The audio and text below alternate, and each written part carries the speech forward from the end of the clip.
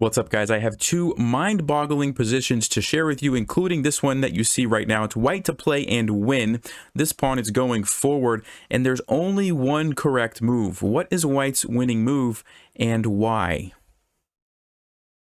Well, if you had a chance to look at that, let's talk about what's going on. First of all, two bishops and a pawn against a rook should be enough to win on its own, generally speaking, pretty easily. But in this case, black has a very clever trick. And here's the trick. First, also, we have to save our bishop that's being attacked. So let's say we move it over here to g8. Black's going to play the move rook to b3, which forks our bishop and our pawn. And you might say, well, hold on a second. Isn't that just a free rook? Well, it is, but if we take it, we've now just stalemated black. Black's king is not in check, but they can't move. It's a tie game. Not what we want. So, okay, we don't take the rook. We have to save our bishop. We move it somewhere. And black doesn't actually take the pawn right away, but they throw in this check. Now, why don't they take it right away? Well, if they take it right away, we actually have a checkmate because they have to block with the rook and we win the game like this. Okay, but black is smarter than that and plays rook to c3, forces our king away, and then they take the pawn. And guess what? Now we have a drawn endgame.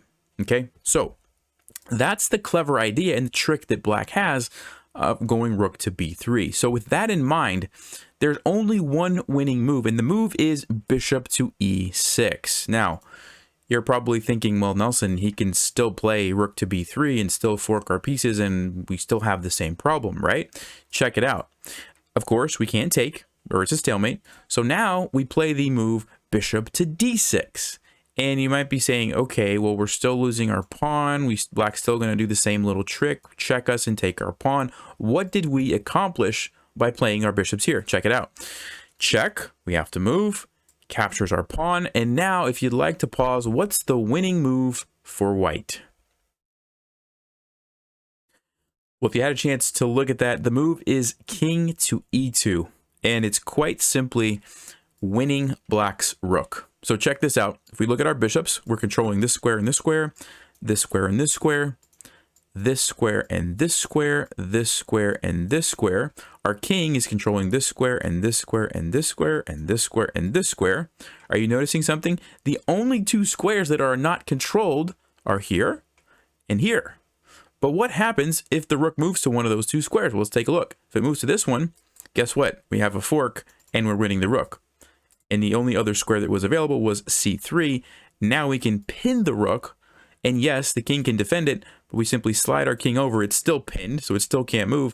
And we're taking it next move. And then ultimately, we're going to be able to checkmate with the two bishops. How fascinating is that? A whole empty board and a rook that is trapped, essentially. Right? Trapped by just two bishops and a king. Amazing, right? How all of these pieces are just, controlling so many squares that the rook needs to go to. So, hope you guys enjoyed that little warm-up puzzle, and now we're going to go to the main feature of this video, which is really going to blow your mind. Let's go ahead and take a look. All right, here's the second position, and this one is truly fascinating. So it's white to play and win. White is going forward. Feel free to pause and try to think through this, but I'm just going to tell you right now, it's kind of a longer solution. It's not going to be easy to see from this position, and so maybe just sit back and enjoy the solution. But if you would like to pause, go ahead and do that now. All right, so if you had a chance to look at that, here is the winning move.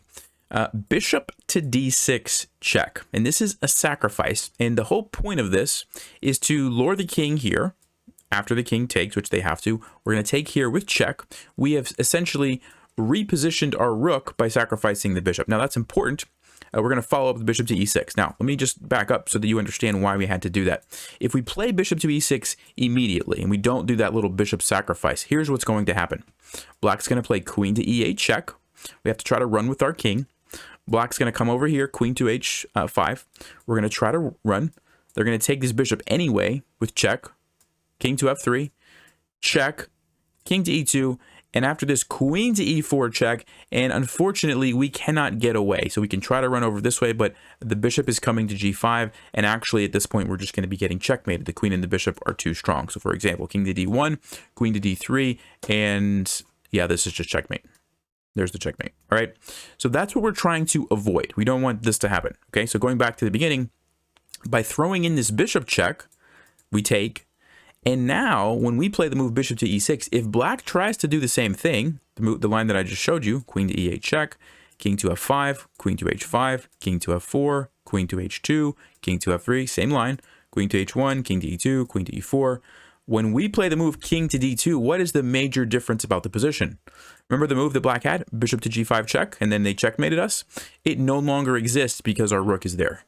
Okay, so that was the whole point of why we had to throw in that little bishop sacrifice, to reposition our rook over here to prevent this line. Okay, so let's go back. We've figured that out. Bishop to d6 check, takes, king goes back, bishop to e6. Now, with that in mind, and by the way, if black does go that line, eventually our king escapes and we win because we have all these pawns getting ready to become queens and we have so many pieces. So what does black have to do? Well, they have to take the bishop. The queen is actually trapped otherwise. Or it's not really trapped, it can move here, but then we get a queen and it's just an easy win. So black has to take the bishop. Okay, so that was kind of the preliminary setup to get to this position, which is where the fireworks really start to happen. So if you'd like to pause again and think through something from here, what do you think white should play now? All right, well, if you had a chance to look at that, the move is rook to d8, and this is the start of a double rook sacrifice, which is going to lead to something incredible. So first of all, the queen is trapped. If the queen tries to move somewhere, it's just going to get captured, and if you take, then we're just going to take the queen and have a winning endgame with our rook and our pawn. So the only move for black is to take it with the bishop. Now, if we just take, well, then black is going to be winning. They have a queen, and we're probably going to get checkmated or something, and we don't have enough time to do anything here, right? So what do we play instead? Well, like I said, double rook sacrifice, rook to a8. We follow up with a second rook sacrifice. And again, the queen really has to take us. If they don't, and they just like move somewhere, well, we're just going to take here, okay? So because of that, the queen takes. And now we have an absolutely stunning move. If you'd like to pause, what's the move for white in this position? All right, if you had a chance to look at that, it's the crazy move b7. We are putting both of our pawns in pre. Black has the option of which one they would like to take, and neither is really good for black. So first of all, if you take with the bishop, then you lose your queen. And we just have a queen against the bishop and an extra pawn. It's an easy win. And then the other option would be to take with the queen. Now, this one we're going to come back to because this is the grand finale, and you don't want to miss that. But there's one other line that I do want to cover just real briefly. Queen to a6. And basically, black is lining up here for a discovered check, but really it doesn't bother us. We simply take the bishop. After the king moves to put us in check, we come up to g5. There's no more good checks for black. They have to take our pawn. And now we simply trade off into an endgame. Now, how do we trade off?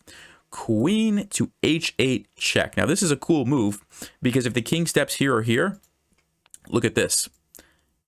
The queen is getting skewered. So, for example, you step here, boom, queen is gone. You have to move and then goodbye.